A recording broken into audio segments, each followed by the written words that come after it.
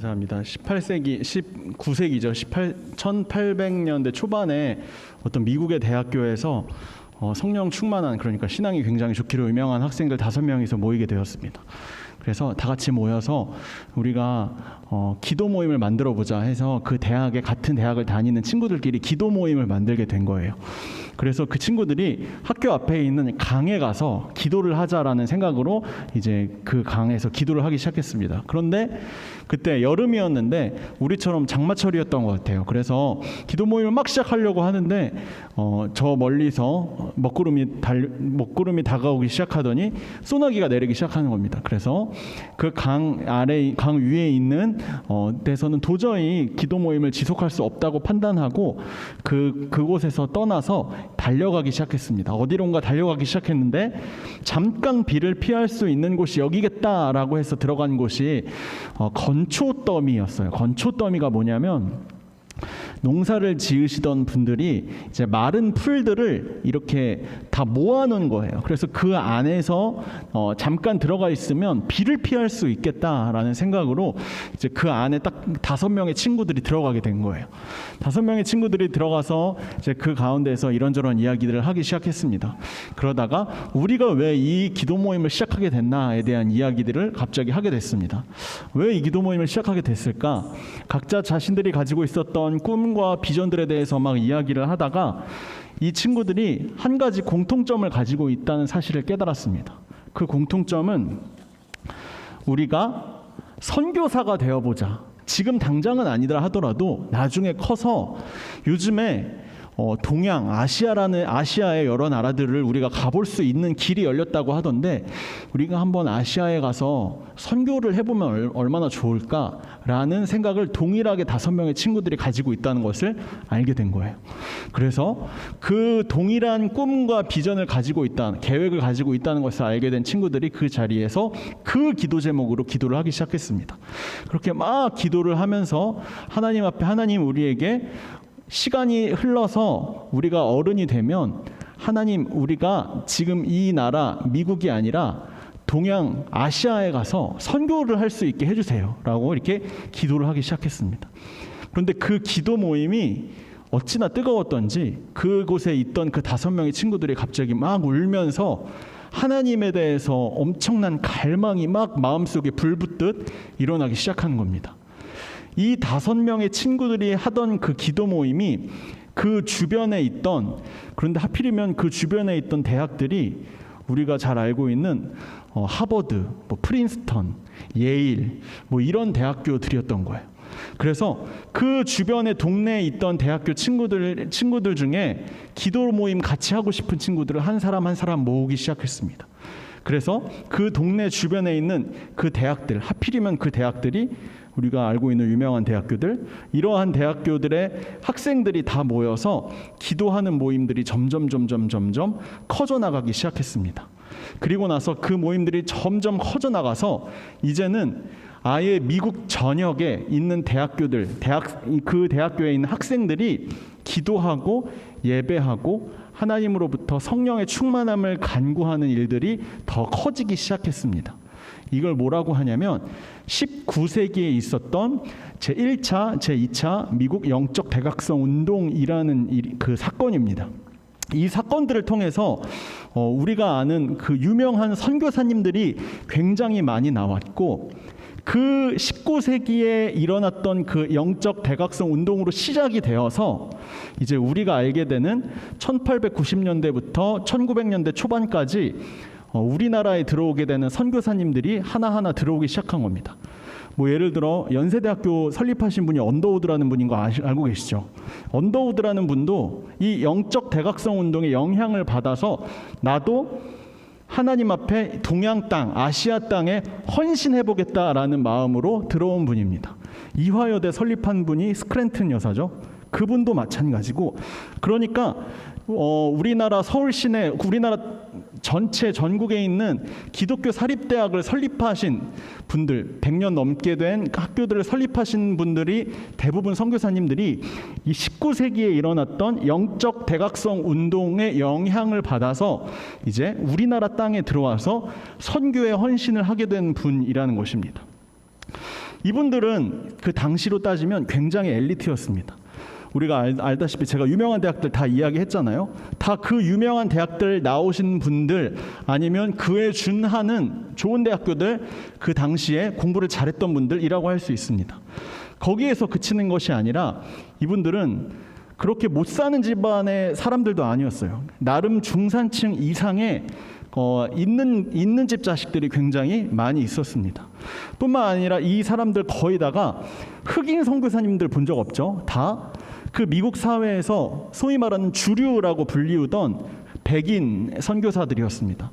백인이고 엘리트고 중산층이고 문화적으로도 경제적으로도 그리고 내가 가지고 있는 학적으로도 다른 사람들에 비해 그 미국 그 사회 내에서도 꿀릴 것이 없던 사람들이었는데, 왜 이 사람들은 그 자신들이 가지고 있던 그 모든 지위들을 다 버리고 저 멀리 그 당시 120년, 130년 전만 해도 우리나라는 전염병으로 인해서 다 뭐 물 마시면 배탈 나서 죽고 아기 태어나면 한 6개월 안에 수많은 아이들이 다 죽는 굉장히 미개하고 가난하고 못 사는 나라 중에 못 사는 나라였는데, 잘 사는 나라에서 공부 잘하고 중산층에다가 학교도 좋은 데 나온 그 학생들이 왜 자신들이 그 모든 안정적인 지위들을 다 버리고 우리나라 이 멀리까지 이렇게 와야만 했을까? 그 이유는 바로 아까 전에 제가 처음 말씀드렸던 그 5명의 학생들, 기도하는 가운데 하나님이 허락하여 주신 성령의 불을 마음속에 가지고 있었기 때문입니다. 그들의 마음속에 다 성령의 불을 가지고 성령님께서 나를 이곳 가운데 보내셨다, 성령님께서 나를 이 조선 땅에 보내셨다라는 그 꿈을 가지고 이제 우리나라에 한두 명씩 입국을 하게 된 겁니다. 이렇게 나름의 성령 충만함도 받고 나름의 우월함을 다 가지고 이렇게 우리나라 입국을 했는데, 그리고 나서 5년, 10년이 흘러서 다 하나님이 주시는 그 사역의 현장들에서 열심히 나름 최선을 다해서 목회도 하고 했는데, 10년, 20년이 지날수록 내가 원래 생각했던 그런 사역의 열매들이 맺어지지를 않는 거예요. 선교지에 갔는데 열심히 성경 공부 가르치고 학교도 지어서 사람들한테 가르치고 병원도 지어서 세브란스 병원도 지어서 그 사람들에게 병도 고쳐주고 나름 열심히 투자하고 돈도 투자하고 시간도 투자하고 노력도 투자하고 내가 할 수 있는 거 다 해서 배우고 보고 느낀 거대로 다 했는데 생각만큼 그만한 열매가 나타나지가 않는 거예요. 왜 이런 열매들이 금방금방 나타나지 않을까, 이런 고민들을 하나하나 하기 시작했습니다. 그 당시에 선교사들과 우리나라 조선인들 사이에서는 나름의 벽과 같은 것들이 존재했습니다. 이 당시에 이 선교사들은 그 내가 사역할 때는 그 교회에서 같이 사역하다가 그 조선인들이 같이 사는 동네에 같이 지내는 게 아니라 저기 우리 지금 말할 것 같으면 시청 주변에 정동이라는 동네가 있거든요. 거기에 선교사들이 모여 살았습니다. 우리가 저 사람들이랑 같이 살면 전염병이 옮을 수도 있고, 솔직히 말해서 저 사람들과 문화적 차이도 나고 대화도 안 통하고 여러 가지 불편한 점도 많은데 우리가 굳이 그 사람들과 같이 살 필요가 있나, 이런 생각을 했을 뿐만 아니라 가장 결정적으로는 우리는 저 사람들과 아예 클래스, 차원이 다른 사람들이다 라는 마음이 있었기 때문입니다. 가장 중요한 부분은 우리는 저 사람들과는 달리 예수 그리스도를 아는 지식, 예수님을 아는 믿음, 우리는 믿음을 가진 사람들이고 복음을 다 잘 알고 있는 사람들이고 성경에 대해서 저 사람들보다 훨씬 잘 아는 사람들이기 때문에 우리는 저 사람들과는 차원이 다른, 클래스가 다른 사람들이라는 그 생각과 마음이 깊은 그 마음 깊은 곳에 이미 숨겨져 있었다는 겁니다. 그렇기 때문에 이 사람들이 조선인들을 대할 때, 그리고 조선인들이 이 선교사들을 향해서 대화하고 대할 때 알게 모르게 무언가 벽이 느껴졌다는 겁니다. 1903년에 함경도 원산이라는 도시에서 사역을 하던 캐나다 출신의 선교사 로버트 하디라는 분도 마찬가지였습니다. 내가 열심히 사역을 했는데 열매가 없는 거예요. 교회도 세웠고 학교도 세웠고 병원도 세웠는데 이 사람들이 주일날 예배 드릴 때는 잘 드리고 복음 잘 받아들였습니다. 저는 아멘 했습니다. 신앙인으로서 잘 성장한 것 같았는데 예배당에만 나서면 본인이 원래 살고 있던 모습이랑 큰 차이가 없었던 거예요. 당시에 이 우리나라에서는 크게 세 가지 악습이라고 해서 첫 번째로는 축첩 제도가 있었습니다. 양반들 중심으로. 그러니까 지금으로 말할 것 같으면 세컨, 서드가 그냥 합법이었던 거예요. 그러니까 내가 원래 아내가 있는데 두 번째 아내, 세 번째 아내, 네 번째 아내를 두는 게 합법이에요. 그래도 돼요, 양반은. 이게 첫 번째였고, 이제 두 번째는 도박입니다. 그 당시에는 지금보다 훨씬 심하게 도박, 노름을 하는 거가 그냥 일상생활에 우리나라로 말할 것 같으면 지금 우리의 스포츠였던 거예요. 야, 프로야구, 프로축구, 프로농구랑 거의 똑같은 정도로 모든 국민들이 양반 상놈을 가리지 않고 전부 다 시간만 나면 밥 먹는 시간 제외하고 거의 뭐 하고 있냐면 우리 그 투전판에서 아니면 주막에서 다 뭐 하고 있냐면 노름하고 있습니다. 거기서 끝나는 것이 아니라 노름하고 밥 먹는 시간 외에 또 다른 것들이 뭐냐? 술 문제입니다. 계속 술 마시고 술이 계속해서 그 시간이 그냥 흘러가는 내내 그냥 계속 술만 마시고 있는 거예요. 그러니까 술, 담배, 노름, 이거는 거의 그냥 3종 세트로 해서 그 당시에 조선인들이 가지고 있던, 특히 남자들이 가지고 있던 악습, 그 중에 이와 같은 것들이 계속해서 반복되고 있었다는 겁니다. 교회를 다니고 예수님을 믿고 신앙생활을 하면 좀 이러한 모습들이 좀 바뀌어져야 될 텐데, 교회에서 예배당에서 주일날 아침에 예배드리고 그럴 때는 너무나 거룩하고 좋은 것 같은데 예배 시간 끝나고 나면 바로 원래 내가 가지고 있던 걸로 돌아갑니다. 축첩, 도박, 술, 그리고 노름, 계속해서 이와 같은 일들이 반복되는 것을 바라보면서 1903년 원산에서 선교를 시작했던 이 로버트 핫이라는 선교사님도 이제 본인이 도저히 이것을 깨뜨릴 수 없을 것 같은 그런 벽과 같은 것들을 느끼게 된 겁니다. 왜 이런 일들이 계속해서 반복해 나가는 것일까? 다른 선교사님들 이야기를 들어봐도 다 마찬가지예요. 다 비슷하대요. 왜 그럴까에 대해서 고민하던 중에 그러던 어느 날 이 핫이 선교사님은 나름 베테랑 선교사였기 때문에 새로 이제 우리나라로 조선 땅으로 입국하는 선교사님들의 교육을 맡게 되고 이제 기도 모임을 인도하는 시간이 되었습니다. 그래서 그 기도 모임을 인도하려고 성경책을 펼치다가 이 말씀이 갑자기 하나님이 나한테 뚝 하늘에서 떨어진 것처럼 이 말씀을 나에게 보여주신 거예요. 자, 이 말씀 한번 볼까요? 스가랴서 4장 6절입니다. 네, 한번 읽어볼게요. 시작. 여호와께서 말씀하시되 이는 힘으로 되지 아니하며 능력으로 되지 아니하고 오직 나의 영으로 되느니라. 나의 힘으로 되지 않고 나의 능력으로 되지 않고 오직 뭐로 된다고요?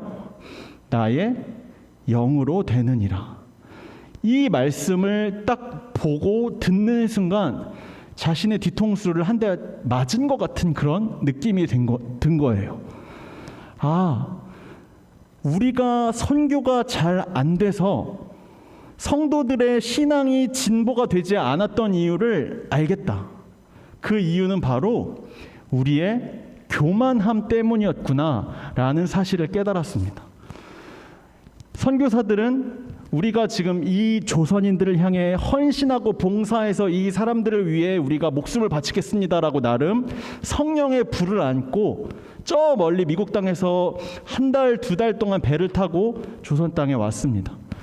이 사람들이 나름의 열정과 성령의 능력들을 다 가지고 있었지만 그럼에도 불구하고 이 사람들의 마음 가운데는 아직도 깨어지지 않은 부분들이 있었던 거예요.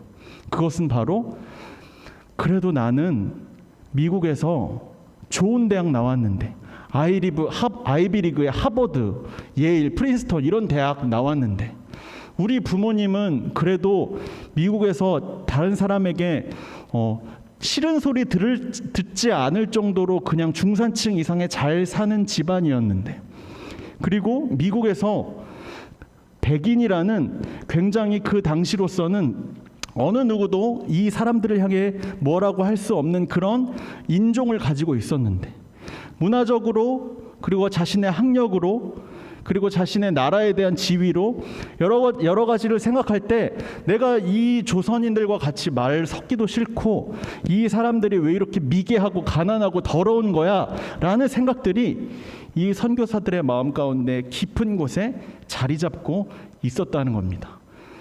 하디 선교사가 이 사실이 하나님이 기뻐하지 않는다는 것을 깨닫는 순간 그 자리에서 스가랴 4장 6절 말씀을 읽고 그 다음에 펑펑 울기 시작했습니다. 그리고 나서 그 다음 주일 예배가 되었어요. 주일 예배가 되었을 때 이제 조선인들이 이제 앉아 있죠. 앉아 있는 그 자리 앞에서 하디 선교사가 자기가 깨달았던 그 교만함에 대해서 하나하나 고백하기 시작했습니다. 눈물을 흘리면서 여러분 사실 제가 여러분들을 깔봤습니다. 여러분들을 업신여겼습니다.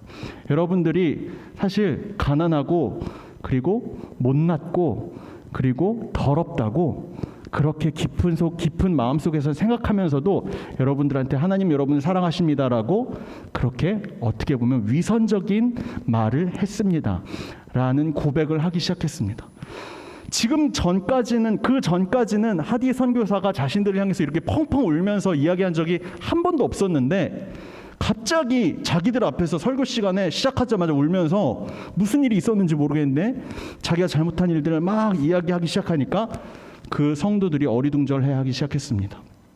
그리고 그 다음에 1903년에 원산에서 선교사들이 모인 사경회, 기도회가 열렸습니다. 그 자리에서 하디 선교사가 또 동일한 고백을 했습니다. 내가 사실 우리 성도들을 얕보고 있었다. 업신여기고 있었다.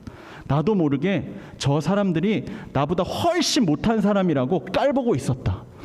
그 고백을 하면서 울면서 또한 기도를 하기 시작하자 그 자리에 함께 모였던 또 선교사들과 성도들이 그 자리에서 함께 울면서 나도 그랬다고, 나도 그렇게 생각했다고 서로 자신의 잘못과 죄에 대해서 교만한 마음에 대해서 고백을 하는 시간이 계속해서 이어졌습니다. 그리고 나서 그 고백을 하며 기도하는 그 자리 가운데에 마치 사도행전 2장에 나타나는 성령 마가의 다락방 성령 사건에 일어난 것과 동일한 형태의 그 성령의 불이 그 자리 가운데에 그 공간 가운데 임하기 시작했습니다. 그리고 나서 그 가운데서 수많은 회개의 불길들이 일어나기 시작했습니다. 시간이 흘러서 그 성령의 불이 우리나라 특별히 이북 지방에 있는 교회들을 중심으로 계속해서 번져나가기 시작했습니다. 그리고 나서 그렇게 시작된 것이 1907년에 있었던 평양 대부흥 운동입니다. 평양 땅에서 일어났던 그 회개와 성령의 능력과 그 기도의 그 사건들을 통해서 아마도 지금 수많은 학자들이 이야기하기를 지금 우리가 보고 있는 바와 같은 그 기독교의 그 부흥이 시작되는 시발점이 되었다라고 이야기합니다. 1907년에 일어났던 그 놀라운 성령 사건, 부흥 사건, 회개 사건, 기도 사건의 시작은 1903년에 원산 땅에서 로버트 하디라는 캐나다 선교사에 의해 시작되었다는 겁니다. 그 시작은 바로 내가 이 사람들을 업신여기고 낮게 여기고 이 사람들이 나보다 훨씬 못한 사람이라고 깔봤습니다라고 고백하던 그 고백으로부터 그리고 그것으로부터 돌이키는 회개로부터 시작되었다는 겁니다. 이렇게 로버트 하디 선교사가 계속해서 회개를 하면서 수많은 선교사들이 회개를 하기 시작하자 그 다음부터 놀라운 일들이 또다시 일어나기 시작했습니다. 조선인들도 자신의 죄를 고백하기 시작한 거예요. 조선인들은 자신의 죄가 사실은 선교사들만 이렇게 우리들을 깔보는 줄 알았는데 이 조선인들도 사실 이 선교사들에 대한 불만이 많았습니다. 저 사람들이 자꾸 우리를 업신여겨. 저 사람들이 왜 자꾸 우리를 무시하는 거야. 이와 같은 서로의 그 잘못들을 다 회개하고 그뿐만 아니라 자기들이 원래 가지고 있었던 정말 끊을 수 없었던 그러한 악습, 축첩제도, 그리고 도박, 그리고 술 마시고 술 취함, 그리고 담배 문제까지 이와 같은 문제들을 하나하나 주님 앞에 다 내어놓고 주님 저의 이 모든 죄악들을 다 용서하여 주시고 회개하오니 주여 우리를 불쌍히 여겨 주옵소서. 이와 같은 기도의 제목들이 계속해서 불릴 때 일어났습니다. 이러한 1907년의 사건으로 인해서 우리가 지금 이 자리에 예배드릴 수 있게 된 것입니다. 2000년 전에 사도행전 2장에 나타났던 마가의 다락방 성령 사건, 그리고 19세기에 나타났던 미국에서 나타났던 제1차, 2차 대각성 운동, 그리고 이어서 1907년에 일어났던 평양 대부흥 운동, 이 세 가지 사건이 우리가 기독교를 이해하는 데 있어서 거의 중추적인 역할을 하는 일들, 사건입니다. 이 세 가지 사건의 공통점이 뭐냐? 회개와 기도입니다. 그리고 성령. 회개하고 기도함으로 돌이켰을 때, 그러할 때에야만 성령께서 그 자리 가운데 임하셨고 그 이후에 놀라운 부흥들이 일어나기 시작했다는 것입니다. 오늘 우리가 같이 함께 읽은 이 빌립보서 말씀은 사도 바울이 빌립보 교회를 향해 쓴 편지 중에 일부입니다. 이 빌립보 교회는 되게 신앙이 좋은 교회 중에 하나였습니다. 신앙이 너무나 좋았기 때문에 빌립보 교회가 여기는 좀 내가 별로 그렇게 크게 터치할 필요가 없다라고 생각하던 교회가 이제 빌립보 교회였던 겁니다. 빌립보 교회가 얼마나 신앙이 좋았는지 우리 한번 빌립보서 2장 1절 말씀을 같이 다시 한번 읽어보도록 하겠습니다. 같이 함께 읽을게요. 시작. 그러므로 그리스도 안에 무슨 권면이나 사랑의 무슨 위로나 성령의 무슨 교제나 긍휼이나 자비가 있거든. 여기에서 그리스도 안에, 그리고 여기 보시면 권면과 사랑의 무슨 위로, 그 다음에 성령의 무슨 교제나 그리고 긍휼이나 자비라고 되어 있죠. 여기 이 본문을 자세하게 읽어보시면 삼위일체 하나님이 다 나옵니다. 그러니까 처음엔 그리스도 안에서라고 그랬죠. 그러면 예수님, 그리고 그 다음에 성령 나왔어요. 그리고 그 다음에 괄호치고 잘 안 나왔는데 하나님에 대한 부분이 나옵니다. 그러니까 성부, 성자, 성령, 삼위 하나님의 허락하여 주시는 유익에 대해서 나오는 겁니다. 그러니까 이 얘기가 무슨 얘기냐면, 자, 여기 빌립보서 2장 1절 말씀을 쉬운 성경으로 제가 한번 가져와 봤거든요. 같이 함께 읽어볼까요? 시작. 그리스도를 믿는 것이 여러분에게 힘이 되고 있습니까? 그리스도의 사랑으로 위로를 받고 있습니까? 성령 안에서 교제하며 친절과 동정을 베풀고 있습니까? 그러니까 이게 뭐냐면, 지금 이 빌립보서 2장 1절 말씀은 그러니까 너네들 신앙 괜찮지 않아? 라고 확인하는 부분인 거예요. 그러니까 여기서 물음표를 하고 있잖아요. 그렇죠? 그러니까 너네들 지금 그리스도 안에서 보면 긍휼과 사랑을 받고 있고, 성령 안에서 교제하고 있고, 하나님 안에서 긍휼과 자비를 받고 있잖아. 이 5가지 받고 있는 걸 보니까 너네들이 신앙이 삼위일체 하나님 안에서 괜찮은 것 같은데, 뭐 이런 뜻인 거예요. 자, 그렇게 되면, 자, 이제 그 하나하나 단어 뜻을 제가 설명을 해드릴게요. 자, 첫 번째로 하나님 안에서입니다. 그리스도 안에서입니다. 그리스도 안에서. 첫 번째로 그리스도 안에서 나왔을 때 권면이라고 그랬죠. 권면은 예수님이 해주시는 가르침입니다. 우리 복음서에 보면 예수님이 수많은 가르침을 이야기하는 거 있죠. 그게 권면이에요. 자, 그리고 권면 다음에 나오는 게 위로입니다. 세상이 줄 수 없는, 하나님만 주실 수 있는 위로. 그리고 세 번째로 성령께서 주시는 유익은 코이노니아, 교제죠. 성령의 교통하심이라고 다시 번역이 되는데, 이게 성령의 교통하심, 교제입니다. 성령께서 좌우, 왼쪽, 오른쪽 우리를 360도로 이렇게 둘러싸고 있다는 거예요. 둘러싸고 있으면서 우리가 다치거나 아프지 않도록 계속 위로해 주시고, 우리가 아픈 것이, 우리가 잘 모르는 것이 있다면 계속 가르쳐 주시고, 이와 같은 일들을 하는 게 예수 그리스도의 영이신 성령께서 하는 일이라는 거예요. 성령에 대해서는 나중에 다시 한번 이야기를 드리도록 할게요. 그리고 이제 네 번째, 다섯 번째는 성부 하나님이죠. 성부 하나님. 네 번째로 하나님이 주시는 그 특징, 긍휼입니다. 긍휼, 그 헬라어 단어로 스플랑크니조마이, 제가 많이 했죠. 기억나시죠? 네, 하나님의 긍휼하심, 둘째 아들 얘기 나왔을 때 나왔고, 예수님이 다른 사람 고칠 때 그 앞에 하나님의 스플랑큰 이조마이의 그 마음에 대해서 나왔다고 이야기 드렸죠. 긍휼하심은 하나님이 주시는 마음이에요. 다섯 번째로는 자비. 내가 긍휼한 마음을 가지고 다른 사람을 쳐다봤다면 이제 쳐다보는 것에서 끝나는 게 아니라 자비는 이제 행동으로 옮기는 겁니다. 다른 사람을 내가 직접 도울 수 있는 마음을 자비라고 합니다. 그러니까 성부, 성자, 성령, 삼위일체 하나님께서 주시는 신앙의 유익이 다섯 가지인 거예요. 첫 번째 권면, 두 번째 위로, 세 번째 교제, 네 번째 긍휼, 다섯 번째 자비. 그러니까 빌립보 교회가 이 다섯 가지의 신앙의 유익을 가지고 있는 사람들이었다는 겁니다. 우리가 만약에 삼위일체 하나님을 믿는 사람들이라면 이 다섯 가지의 유익을 다 가지고 있는 사람이다라고 이렇게 이해를 하시면 됩니다. 자, 그럼 다 다섯 가지 다 가지고 계시죠? 자, 다섯 가지 너무 좋잖아요, 그렇죠? 그런데 지금 이 빌립보서 2장 말씀에서 사도 바울이 하고자 하는 거는 너네들이 이렇게 예수님 믿고 하나님 믿고 성령님 믿으면 이 다섯 가지 가질 수 있어. 좋지, 짱이지! 로 끝나는 게 아니라 그 다음부터가 이 바울이 하고 싶은 말이 있는 겁니다. 그 다음에 바울이 진짜 하고 싶었던 말이 빌립보서 2장 3절에서 나옵니다. 우리 3절 한번 읽어볼까요? 시작. 아무 일에든지 다툼이나 허영으로 하지 말고 오직 겸손한 마음으로 자기보다 남을 낮게 여기고. 자, 이게 바울이 진짜 하고 싶었던 말이라는 겁니다. 삼위일체 하나님을 믿으면 다섯 가지를 가지고 있는데, 그러면 너네들은 그 신앙을 가지고 교회에서 예배 드릴 때는 다섯 가지 다 얻어서 아 좋다 이러고 나와서 다른 사람들한테는 그럼 이 다섯 가지에 대해서 어떤 열매를 맺어가고 있냐, 다른 사람들한테 내가 받은 이 모든 축복과 은혜들을 흘려보내고 있느냐라는 질문이 바로 이 2장 3절에 나오는 이야기라는 거예요.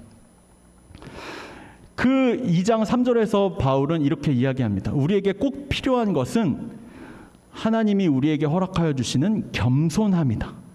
겸손함이 그 다섯 가지 신앙의 유익을 흘려보낼 수 있는 가장 중요한 키워드라는 겁니다. 겸손함의 반대말이 혹시 뭔지 아세요? 겸손함의 반대말? 겸손함의 반대말은 교만함입니다. 그렇죠? 유명한 그 기독교 변증가 중에 한 사람인 C.S. 루이스라는 사람이 있습니다. C.S. 루이스라는 사람이 쓴 책 중에 진짜 재미없고 그런데 중요한 책이 있거든요. 그 책 이름이 오늘은 제가 표지를 안 가져왔는데 원래 표지를 가져와야 되는데 순전한 기독교라는 책입니다. 혹시 아는 분들 많이 있죠? 네, 읽어보세요. 진짜 재미없어요. 재미없는데 중요한 책입니다. 여기 챕터 중에 가장 큰 죄라는 챕터가 있거든요. 제가 이 가장 큰 죄라고 적혀있는 챕터에 나온 이야기들만 오늘 해드릴 테니까 집에 아마 뭐 구석에 이 책 꽂혀 계신 분 분명히 있죠. 한번 꺼내서 가장 큰 죄라는 챕터만 한번 읽어보셨으면 좋겠어요. 이 책에서 성경이 말하는 가장 큰 죄가 무엇이냐? 바로 교만함이다라고 이야기한 겁니다. 이거는 이 C.S. 루이스 혼자만의 생각이 아니라 지금까지 수많은 기독교 사상가들과 성경책을 열심히 해석했던 사람들이 다 동의하는 내용이에요. 이 세상에서 가장 큰 죄는 뭐다? 교만함이다.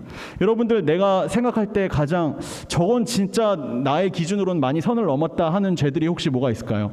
뭐 술 취함과 음란함과 방탕함과 뭐 시기 질투 폭력 뭐 욕하고 이런 것들 우리가 생각할 수 있잖아요.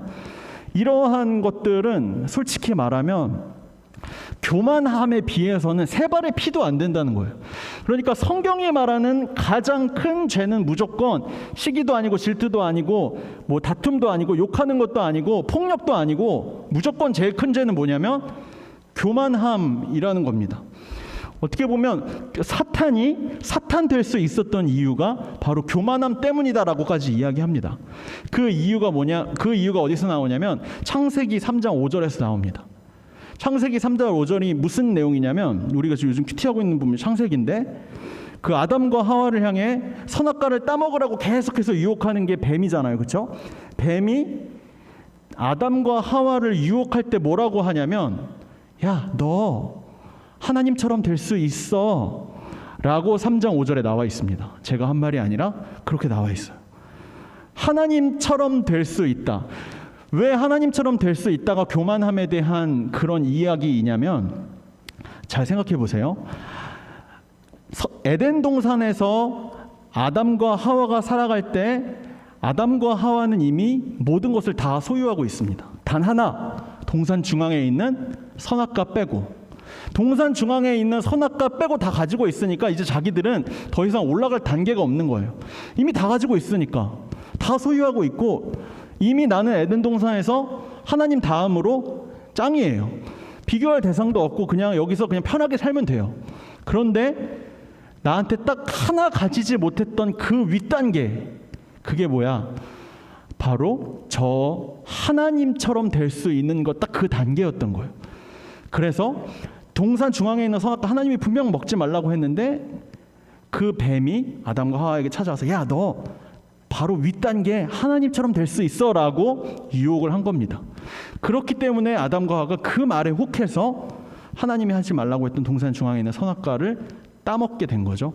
그래서 그로 인해서 우리 마음 가운데 하나님이 기뻐하시지 않는 죄가 생겨나게 되고 에덴 동산에서 아담과 하와가 쫓겨나게 된 겁니다. 그 하나님 자리에 올라가고자 했던 그 사람의 마음을 이용했던 그 사탄은 그 자리에서 바로 저주를 받습니다. 여러 가지 벌을 받게 되고, 그리고 하나님 자리에 가고 싶어 했던 아담과 하와는 에덴 동산에서 쫓겨나서 결국에는 그와 맞는 형벌을 꼭 받아야만 했던 겁니다. C.S. 루이스가 가장 큰 죄가 교만이다라고 이렇게 이야기했던 이유는 그 교만함이라는 죄가 본성적으로 경쟁적인 성격을 가지고 있기 때문입니다. 교만은 지금 나의 상태를 만족하지 못하도록 만듭니다. 옆 사람보다 내가 더 가져야 된다. 여러분, 우리는 보통 이런 말들을 많이 합니다. 야, 저 사람 돈 많고 똑똑하고 잘생겼어 라고 이렇게 이야기 많이 하지 않으세요? 저 사람 돈 많대, 저 사람 똑똑하대, 저 사람 예쁘거나 혹은 잘생겼대.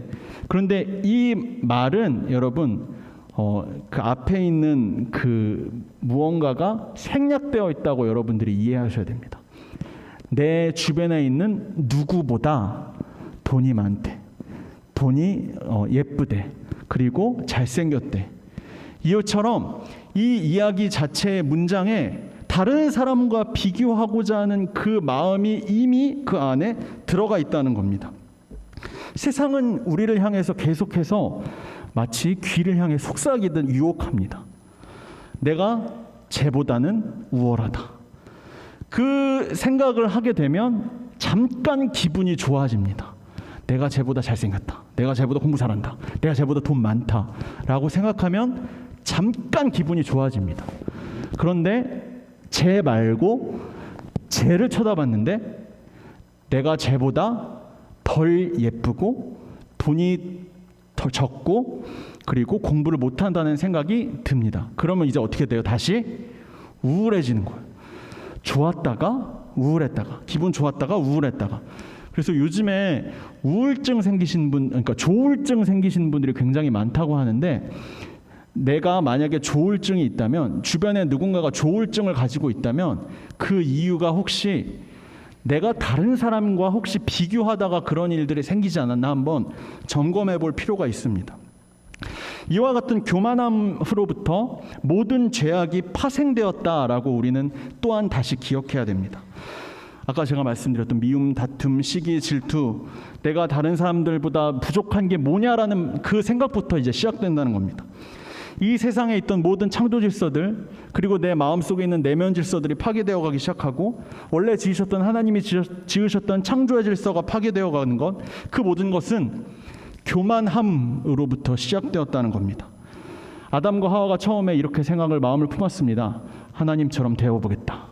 그래서 그 마음이 아니라는 것을 깨닫게 되자 그 교만함은 무엇으로 바뀌었냐면, 하나님보다는 아니지만 내 옆에 있는 누군가보다는 내가 더 우월하고 잘났다라는 마음으로 바뀌었습니다.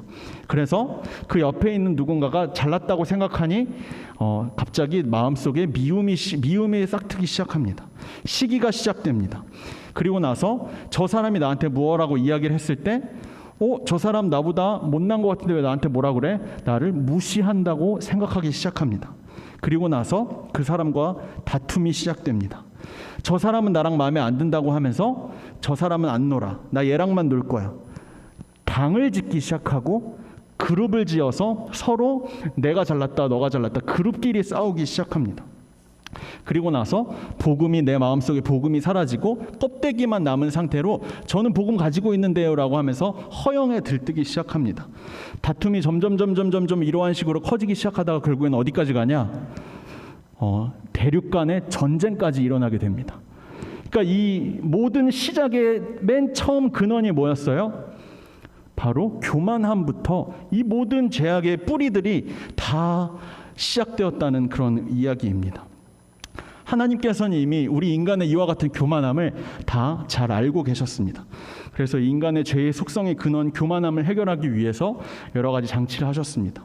그래서 율법을 주셨습니다. 그렇지만 교만함을 깨기는 쉽지 않았습니다. 결국에는 가장 극단적인 방법으로 이 교만함을 깨기 위해 교만함의 정반대인 겸손함이라는 단어를 사용하기로 하나님은 결정하셨습니다. 이 세상에 있는 지구상에 있는 모든 그 교만함의 상을 다 뒤엎어버리기 위해서 하나님께서는 겸손이라는 방법을 사용하셨다는 것입니다. 그것이 바로 창조주가 피조물의 옷을 입고 피조 세계에 나타난 일, 다른 말로 하면 성육신이라고 합니다. 저 높은 보좌 우편에 하나님의 자리에 원래 앉아 있어야 하는 분이 가장 낮고 천한 마국간에 태어나서 그 자리에서 태어나서 살다가 그리고 그 당시에 가장 비참한 형벌이라고 불리워졌던 십자가형에 처해서 죽임을 당해야 했던 것, 그것이 바로 이 땅 가운데 있는 모든 그 교만함의 씨앗, 교만함의 뿌리들을 해결하기 위해서 하나님께서 선택하신 가장 낮고 겸손함의 방법이라는 것입니다. 사실 예수님께서 인간의 몸을 입고 왔을 때 예수님은 십자가에 달리기를 원하지 않았습니다. 그럼에도 불구하고 예수님께서는 그 십자가형을 견디겠다고 선언했습니다. 겟세마네 기도 십자가형에 달리기 전에 예수님께서 이런 기도를 했습니다. 하나님, 저 솔직히 말하면 십자가 지기 싫습니다. 저 그렇게 굴욕당하면서까지 살아가고 싶지 않습니다. 그러나 하나님의 뜻이라면 제가 그 뜻을 행하겠습니다. 그 말에 순종하기로 결심한 예수님은 가장 낮고 천한 그 땅에서 태어난 것도 모자라 가장 비참한 형벌이었던 십자가를 짐으로 인해서 우리의 이 교만함, 그 죄악의 그 모든 뿌리들을 다 깨끗이 씻어낼 수가 있었다는 것입니다. 이와 같은 예수님의 겸손으로 인해서 우리는 이제 더 이상 죄의 사슬에서 살아갈 수가 없게 됐습니다. 시간이 흘러서 마가의 다락방 성령 사건이 일어났고 그 다음에 19세기에 제1차, 2차 세계 대각성 운동이 일어났고 그 이후에 우리나라 이 땅에서 1907년 평양 대부흥이 일어났습니다. 예수님의 그 겸손함으로 인해서 우리가 지금 이 자리에서 이와 같은 일들을 다 거치면서 이 자리에서 함께 예배를 드릴 수가 있게 되었습니다. 그럼에도 불구하고 1900년대 처음에 우리나라 땅에 들어왔던 선교사들은 그와 같은 예수님의 겸손한 마음을 안타깝게도 가지고 있지를 않았습니다. 그렇기 때문에 그 사람들에게는 어떠한 신앙의 열매도 사역의 열매도 맺을 수가 없었던 것입니다. 1960년대에 이민법이 처음으로 제정이 되고 그 다음에 우리나라 사람들이 미국으로 이민을 가기 시작했습니다. 이민을 가서 이 사람들이 어떻게든 굶어 죽지 않기 위해서 이 미국 땅에 살아남기 위해서 이 사람들이 슈퍼마켓과 그리고 세탁소와 같은 곳에서 열심히 일을 하면서 돈을 벌기 시작했습니다. 그런데 이제 시간이 흐르면서 그 땅에 원래 살고 있었던 사람들이 있었겠죠. 그 사람들이 보니까 너무 악착같이 돈을 버는 거예요. 이 사람들이 원래 우리가 가지고 있었던 상권이라는 게 있는데 자꾸 그 상권들을 하나하나 잠식해 나가기 시작하니까 이 사람들이 미워지기 시작한 겁니다. 더군다나 미국에는 지금까지도 심각한 인종차별이 있죠. 가뜩이나 흑인이랑 백인이랑 다투고 있는데 이 사람들로 인해서 흑인과 백인이 하나가 된 거예요. 우리에게 적이 생겼다. 저 사람들을 우리가 공격해야겠다. 그래서 1984년에 LA에서 폭동이 일어났습니다. 그 폭동의 원인은 우리나라 사람들이 너무 열심히 일한다는 것, 그리고 저 사람들은 우리랑 피부 색깔이 다르다는 이유입니다. 그 심각한 인종차별을 다 겪어가면서 우리나라 사람들이 죽을 위기까지 넘겨가면서 이렇게 미국에서 살아남았는데 문제는 그 다음부터입니다. 참고로 이분들은 그 미국에 우리가 이민을 가면 기본적으로 다 교회에 나가야 된다고 할 정도로 다 신앙을 가지고 있는 분들이 미국에 굉장히 많이 있습니다. 그런데 그 이후에 본인들이 폭동을 다 받고 난 후에도 이 사람들이 이제 자기가 돈을 어느 정도 벌어서 이제 사회적 지위가 좀 올라가고 이제 원래는 내가 항상 피고용주였는데 이제 내가 고용주가 된 거예요. 고용주의 위치에 올라가고 난 다음에 이 사람들이 무엇을 하냐면 자기들이 지금까지 다른 미국 사람들로부터 당했던 그 똑같은 차별을 똑같이 그 자리에서 복수를 하고 있었다는 겁니다. 여러분들 이 이야기를 제가 들으면서 생각났던 게 우리나라도 마찬가지가 아닐까라는 생각이었습니다. 요즘에 다문화 가정이라고 해서 다른 나라에서 이렇게 시집 와서 결혼을 해서 가정을 이루신 분들 굉장히 많이 있죠. 뿐만 아니라 그 외국인 노동자분들도 굉장히 많이 있습니다. 그래서 어떤 특정 나라들 같은 경우는 우리가 뭐뭐라고 이렇게 부르면서 굉장히 비하하는 표현들 이런 표현들도 굉장히 많이 있습니다. 우리 마음속에도 사실은 다른 나라에서 그렇게 선을 받았다는 이야기를 들었음에도 불구하고 우리도 똑같이 다른 나라에서 우리보다 못 사는 나라에서 왔다고 우리보다 미개한 나라에서 왔다고 그것 하나만으로 저 사람들이 우리보다 훨씬 더 낮은 위치에 있는 사람들이다라고 이렇게 계속해서 나도 모르게 은연중에 차별을 하고 있다는 것입니다.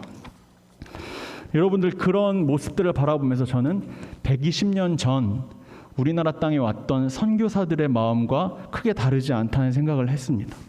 사실 저도 솔직히 말하면 그분들 보면 저도 모르게 저 사람들 뭐뭐 이렇게 생각하면서 업신여기고 그리고 깔보고 저 사람들 저 나라에서 왔네 라고 하면서 그 사람들을 무시하던 일들이 굉장히 많았습니다. 그런데 그 마음이 120년 전 이 땅에 왔던 그 선교사들의 마음과 무엇이 다르겠냐는 겁니다. 여러분들 우리 마음 가운데 그러한 마음들이 있다면 죄송하지만 우리의 마음 가운데 더 이상 회개나 부흥 같은 것들이 일어나지 않는다는 것을 여러분들이 기억했으면 좋겠습니다. 우리 교회 2022년 표어가 혹시 뭔지 아세요? 여기 나와 있죠? 성령의 임재를 사모하는 교회입니다. 여러분 성령의 임재를 사모하는 교회가 되고 싶으면요, 여기 그렇게 써붙이는 걸로 끝나는 게 아니라요, 실질적인 무언가를 해야 됩니다. 성경에 나오는 무언가를 해야 됩니다. 그게 뭐냐? 오늘 빌립보서 2장 1절에 나온 바와 같이 120년 전에 이 땅 가운데 선교사들을 보내주시고 그 선교사들이 시행착오를 겪으면서 겪었던 그 일들을 우리가 기억하는 겁니다. 우리 마음 가운데 나도 모르는 사이에 교만함으로 인해 누군가를 업신여기고 낮게 보는 그런 마음들이 혹시 있지는 않았습니까? 그 마음들을 우리가 회개하지 않으면, 그 마음들을 돌이키지 않으면 뿐만 아니라 내 주변에 있는 다른 사람과 항상 비교하면서 저 사람보단 내가 훨씬 낫지, 저 사람 나보다 훨씬 못한 사람인데 왜 나한테 뭐라고 하는 거야? 라는 마음들이 여러분 마음 가운데 있다면 그것은 하나님께서 우리에게 허락하여 주시는 가장 회개를 요구하는 그런 마음이라는 겁니다. 여러분 혹시 교회 안에서 교회 밖에서 여러분들의 모습은 어떠합니까? 다른 사람들 뒷이야기는 서슴없이 하면서 그 사람들 무언가 잘못했다, 그 사람들 무언가 흠이 발견되었다, 그 사람 앞에서는 정작 못하면서 그 사람 뒤에서는 혹시 그런 이야기들 하고 있지 않습니까? 그 마음은 교만함입니다. 나는 그런 적 없으니까, 나는 그런 점에서 떳떳하니까, 나는 그런 말 할 자격이 있다, 그 사람에 대해서 말할 자격이 있다라고 말하고 있다면 여러분 그것은 교만함입니다. 내가 꼭 말로 하진 않았어도 나도 모르는 사이에 어떤 사람을 향해 저 사람은 주제 파악도 못하면서 왜 자기 멋대로 행동하는 거야 라고 생각하고 있지는 않습니까? 그것 또한 교만함입니다. 우리의 모든 말과 행동 속에는 나도 모르는 사이에 아주 교묘하게 사탄이 우리를 향해서 계속해서 속삭이는 단어가 있습니다. 바로 교만함입니다. 사탄이 우리의 삶을, 우리의 인생을 완전히 무너뜨리려고 하는 가장 교묘한 전략이 바로 우리의 이 교만함을 건드리는 일입니다. 겸손함의 첫 걸음은 나 자신이 이미 교만하다는 것을 깨달는 것으로부터 시작합니다. 빌립보서 2장에 나온 이 말씀과 같이 예수 그리스도의 마음을 품을 수 있다는 것입니다. 그래서 우리가 이 시간 같이 함께 찬양하면서 다시 한번 은혜를 구했으면 좋겠습니다. 여러분, 은혜가 무엇인지 제가 저번 주 저저번 주 시간을 통해서 계속해서 말씀드렸습니다. 은혜는 우리가 값없이 받았음을 깨닫는 것입니다. 주님, 나의 마음으로는, 지금 내가 가지고 있는 마음으로는 주님, 저는 예수님의 그 겸손함을 알 수도 깨달을 수도 믿을 수도 없습니다. 그러나 주님, 나의 마음을 그럼에도 불구하고 주님께 드리기 원합니다. 사랑으로 받으시고 날 새롭게 하여 주옵소서. 주님 마음 내게 주옵소서.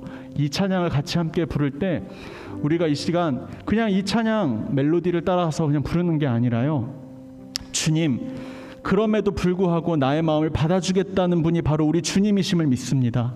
연약하고 교만함 덩어리로 그냥 가득 차 있는 추악하고 더러운 나의 마음, 그럼에도 불구하고 주님, 이러한 마음조차 주님 앞에 드리오니 주님, 사랑으로 안으시고 날 새롭게 하여 주옵소서. 이 찬양의 가사들 기억하면서 이 시간 같이 함께 찬양했으면 좋겠습니다. 주님 마음 내게 주소서. 함께 찬양하도록 하겠습니다.